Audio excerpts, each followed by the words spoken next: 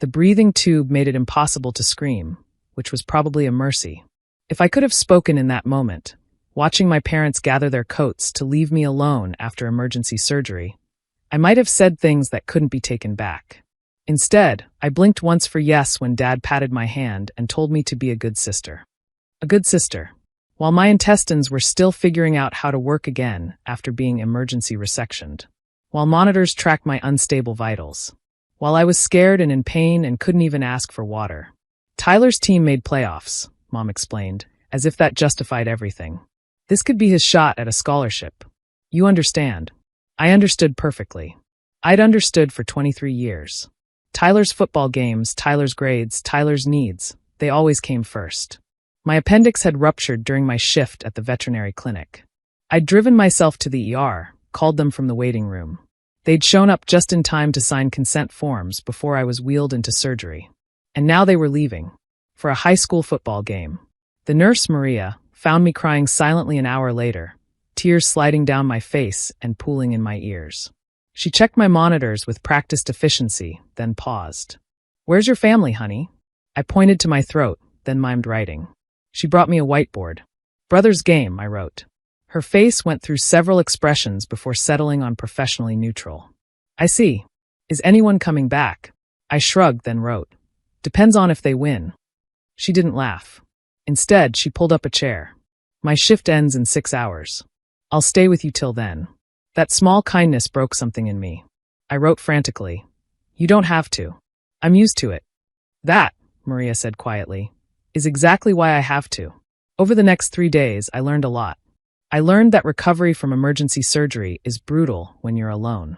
That other patients had rotating visitors while I had Maria when she could spare time and silence when she couldn't. That my parents texted updates about Tyler's team advancing, but didn't ask how I was doing. I also learned I was done. The breathing tube came out on day 2. My first words were to Maria.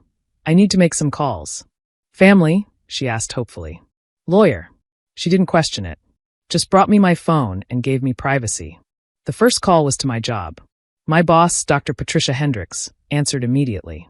"Skylar, we've been worried sick. How are you?" "Alive," I said, voice still raspy. "Barely. Listen, I need to ask about that position in Seattle." "The clinic partnership? I thought you wanted to stay near family." "Things change. Is it still available?" "For you?" "Always. But Skylar, you just had surgery. Which is why I need somewhere to recover that isn't here." Silence. "Then, I'll make the calls. When can you travel?" 2 weeks, doctor says. "You'll have housing and a modified schedule waiting." The second call was to my landlord. Month-to-month lease, easily broken. The third was to a moving company. They could pack everything while I recovered. The fourth was to my bank, to open new accounts my parents didn't know about. I'd been handling my own life since 15, when they'd forgotten to pick me up from wisdom teeth surgery because Tyler had practice. This was just making it official. They showed up on day 3, flowers from the hospital gift shop in hand. Tyler wasn't with them. "How are you feeling?" Mom asked, sitting gingerly on the visitor's chair like she might catch something. "Like I had emergency surgery alone," I answered. Dad frowned. "We weren't gone that long. And Tyler's team won. They're going to state. Congratulations." My voice was flat. "I've been here for 72 hours. "Well, we had to celebrate with the team," Mom said. "You know how important this is for Tyler's future." "Right. His future." I pressed the button to raise my bed, needing to look them in the eye for this. "What about mine?" They exchanged the look I knew too well. The one that said I was being difficult, selfish, not understanding the bigger picture. The bigger picture always had Tyler at the center and me in the margins. "You have a good job here," Dad said. "Why would you need?" "I'm moving to Seattle." The silence stretched. Mom's face went through confusion to anger to indignation. "You can't just move. What about Sunday dinners? What about supporting your brother? What about them?" I asked. "I haven't been to Sunday dinner in 2 months. You haven't noticed.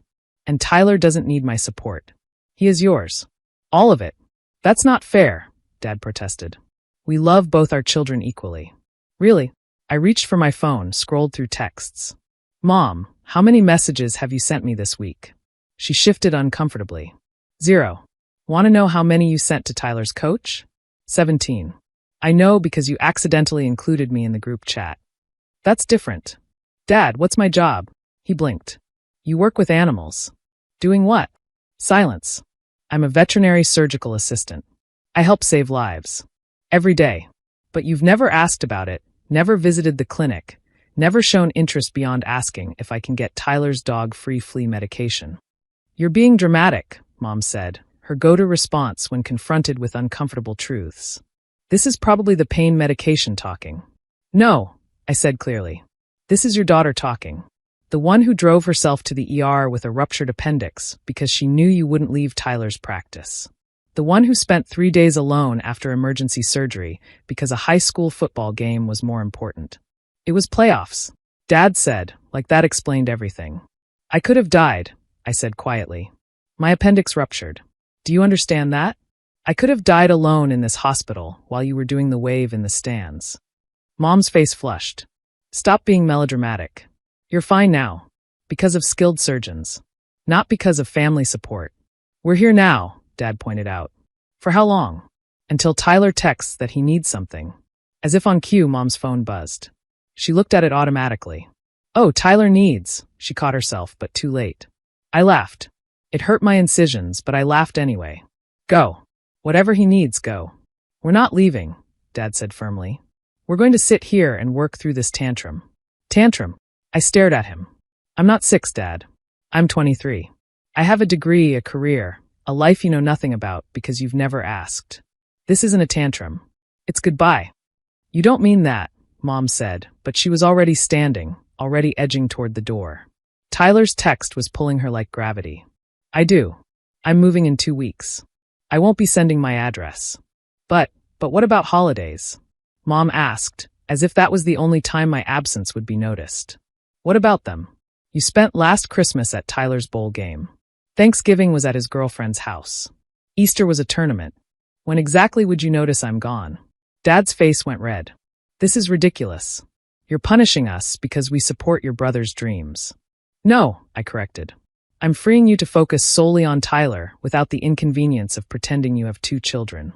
And I'm freeing myself from waiting for you to remember I exist. After everything we've done for you, Mom started. What? What have you done for me? I challenged. I got myself to school, paid for college with scholarships and loans, found my own apartment, built my own life. What exactly have you done besides give me DNA and a lifetime of being second place? They left after that, Mom in tears about my cruelty, Dad muttering about ungrateful children. Tyler's text had been about needing protein powder. They stopped at GNC on the way home. I know because Mom accidentally sent me the receipt photo meant for Tyler. Maria helped me coordinate my discharge when the time came. My co-workers from the clinic packed my apartment. Dr. Hendricks flew out personally to drive me to Seattle, her car carefully padded with pillows for the journey. Your parents? She asked as we pulled away from the hospital. At Tyler's game. He made state. She nodded like that explained everything. Because it did. I recovered in Seattle, in a cozy apartment near the new clinic. My co-workers there didn't know I had a brother. Didn't know about the years of being forgotten, overlooked, left behind. They just knew me as Skylar, the talented surgical assistant who never missed a shift and advocated fiercely for every animal in her care. The calls started a month later. Mom, weeping about how I'd abandoned the family. Dad, stern about duty and obligation. Tyler, confused about why I'd blocked him on social media and couldn't help with his chemistry homework anymore. I didn't answer any of them. Instead, I built a life where I mattered, where my work was valued, where people showed up when I needed them. My found family threw me a party for my 1-year anniversary at the Seattle clinic. 20 people came. We ate cake and laughed, and nobody left early for anyone else's game. When I thanked them for coming, my colleague Janet hugged me. Where else would we be? She asked, genuinely puzzled. You're important to us. I cried then. Happy tears for once. Because I'd finally found people who meant it. Tyler got a scholarship. I saw it on the news. Local boy makes good. My parents were interviewed, talking about their dedicated support, how they'd never missed a game. The reporter asked about other children. We're just blessed with Tyler, Mom said, smiling for the camera. For once, she told the truth. They were blessed with Tyler. And Tyler alone. I was blessed too, though. Blessed with the strength to stop waiting in hospital rooms for people who would always have somewhere more important to be. Blessed with the courage to build a life where I was someone's first choice, not their afterthought. My appendix had ruptured, nearly killing me. But in a way, it saved my life. Because lying in that hospital bed, breathing tube down my throat, watching my parents choose a high school football game over their daughter's emergency surgery, I finally understood. I wasn't abandoning my family. I was accepting that they'd abandoned me long ago. I was just the only one honest enough to admit it. And once I admitted it, I was free.